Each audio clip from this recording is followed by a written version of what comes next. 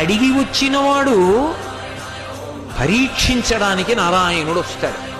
ఒకప్పుడు డొక్కా సీతమ్మ గారు ఎంత అన్నదానం చేసేదో మహాతల్లి. ఓ బ్రాహ్మణుడు వచ్చాడు, కూర్చోబెట్టి అన్నం పెడుతోంది. ఆయన అన్నాడు, నాకు పెళ్ళి అవ్వలేదు, ఇన్నాళ్లకు పెళ్లి కూతురు ఒప్పుకుంది చేసుకుంటానని, కానీ బంగారు ఆభరణం ఏదైనా పెట్టమంది, ఏదైనా ఆభరణం ఇస్తే అన్నం తింటా, లేకపోతే తిన్నన్నాడు. అప్పటికే అన్నదానానికి ఆవిడ ఒంటి మీద నగలన్నీ వెళ్ళిపోయి ఒక్క కంటి ఉంది. ఆవిడ భర్త వంక చూసి కంటి ఇచ్చేస్తానంది. ఆయన పక్కకి రమ్మనన్నాడు, అన్నీ అయిపోయాయే, ఆ కంటె ఒకటే ఉంది. ధూర్త బ్రాహ్మణుడు అన్నం పెడితే బంగారం అడుగుతున్నాడు, ఇవ్వకు, తినకపోతే పోతాడన్నాడు. తప్పు. అతిథి విష్ణుస్వరూపం, అభ్యాగతి స్వయం విష్ణు. కాబట్టి ఆయనకి అన్నం పెట్టినప్పుడు బంగారం ఇచ్చేస్తాను. ఏమవుతుంది, పెళ్లి చేసుకుంటాడు, మంచిదేగా. కంటె ఒంటి మీద ఉంటే ఏమవుతుంది, శాశ్వతమా? పుణ్యం శాశ్వతం, ఇస్తానంది, నీ ఇష్టం ఈ అన్నాడు. కంటె తీసి ఇచ్చింది.